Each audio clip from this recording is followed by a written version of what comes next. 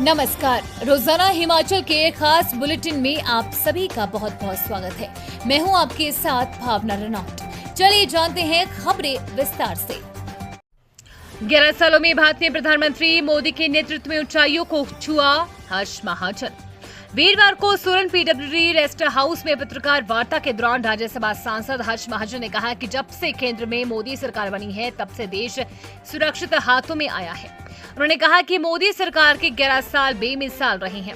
महाजन ने इन 11 सालों में साल दर साल कैलेंडर बदलता रहा और भारत को आगे बढ़ाता रहा। भारत ने प्रधानमंत्री नरेंद्र मोदी के नेतृत्व में ऊंचाइयों को छुआ है। महाजन ने कहा कि आज हम गर्व से कह सकते हैं कि विकास, विश्वास और विरासत की 11 साल उपलब्धियां विशाल सेवा बेमिसाल की तरह रहे हैं। 11 सालों में 25 करोड़ लोगों को गरीबी रेखा से निकाला बाहर। उन्होंने कहा कि जहां एक और उपलब्धियां भरा 11 साल का ये कालखंड रहा है। प्रधानमंत्री नरेंद्र मोदी ने 11 साल में 25 करोड़ गरीब लोगों को गरीबी रेखा से बाहर निकालने का काम किया है। नालागढ़ की मलेनी पंचायत में बीएमडब्ल्यू गाड़ी से विकास कार्य का समान होने का आरोप प्रधान ने किया खारिज।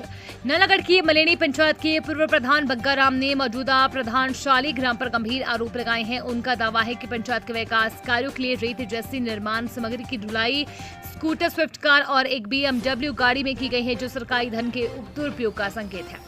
मौजूदा प्रधान शालीग्राम ने इन सभी आरोपों को सिरे से खारिज कर दिया है। उन्होंने कहा कि ये सब उन्हें बदनाम करने के लिए एक राजनीतिक रंजिश है। प्रधान का पक्ष शालीग्राम ने स्पष्ट किया है कि पंचायत सभी कार्य कानून के अनुसार कार्य करती है।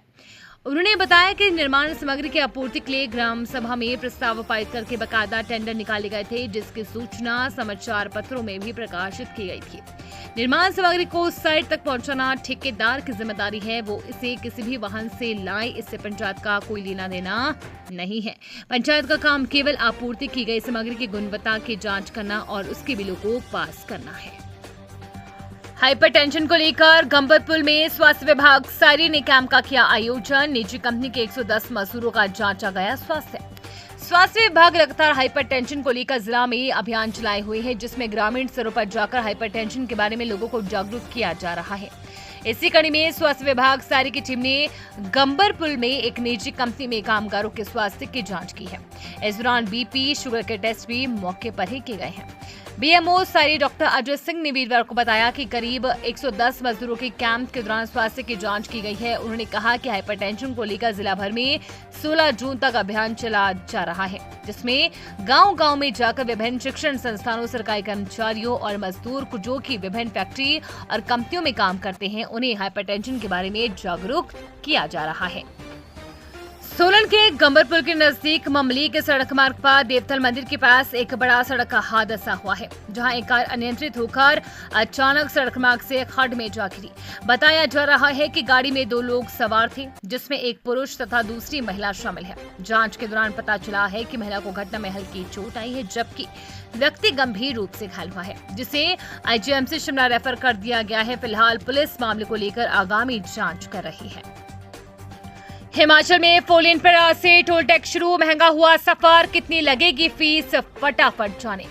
मटौल से शिमला 4 लेन पर सफर महंगा हो गया है। भंगवाल से कांगड़ा बाईपास तक के अब तक के पूरे हुए 4 लेन के टोल टैक्स वीरवार से वाहन चालकों को अदा करना होगा।